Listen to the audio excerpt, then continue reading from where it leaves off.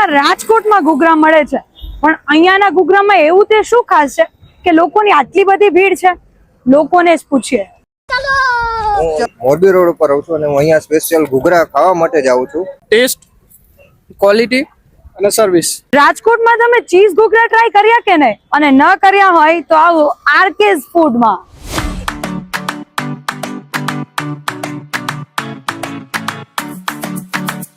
બહારનું કાઉન્ટર જોઈને તમને એમ થતું હશે કે ફેમિલી સાથે કેમ આવું, તો અહીંયા સ્પેશિયલી ફેમિલી સાથે તમે આવી શકો એના માટે સિટિંગ એરેન્જમેન્ટ પણ છે, એટલે તમે ફેમિલી સાથે પણ આવી શકો છો. ચીઝ,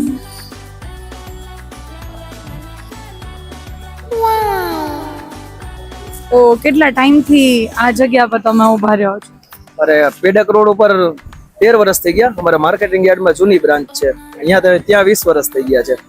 આવો વિચાર કેમ આવ્યો કે આપણે આ રીતનું ફૂડનું સ્ટાર્ટઅપ કરવું છે?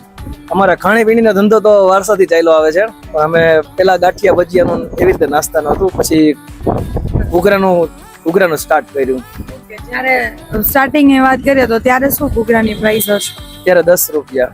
સાવ સ્ટાર્ટિંગમાં તો 10 ના 10 ઘૂઘરા વેચતા.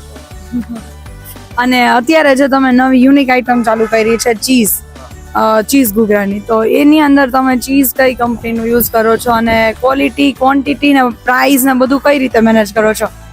ક્વોલિટીમાં એવું છે ને કે રાજકોટમાં તો ખાવા પીવામાં કઈ કોઈ પૈસાનું જતું નથી, એટલે પ્રાઇસ થોડી વધારે રાખીને ક્વોલિટી સારી આપવી એ આપણો ગોલ છે.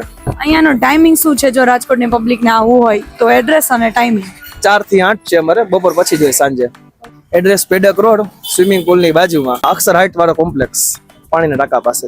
કેટલા ટાઈમથી તમે અહીંયા ઘૂઘરા ટેસ્ટ કરવા માટે આવો? 5 થી 6 વર્ષથી હું અહીંયા જ ઘૂઘરા ખાઉં છું અને હું મોરબી રોડ ઉપર રહું છું અને હું અહીંયા સ્પેશિયલ ઘૂઘરા ખાવા માટે જ આવું છું અને એકદમ બેસ્ટ સ્વાદ છે. આખા રાજકોટમાં બધે જ ઘૂઘરા મળે છે, પણ એવું અહીંયા ખાસ શું છે કે તમે અહીંયા આવો?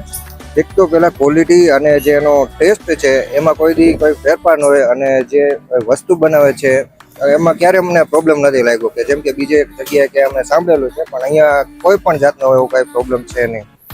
અને હું સજેસ્ટ કરું છું કે તમે એકવાર આવો અને ટેસ્ટ કરો, પછી તમે કહો. હું કહું એમાં નહીં, પણ તમે આવીને ટેસ્ટ કરો ને એકવાર, પછી તમને ખ્યાલ પડશે સાચું છે કે નહીં. તો મળીએ છીએ બીજા બ્લોગમાં.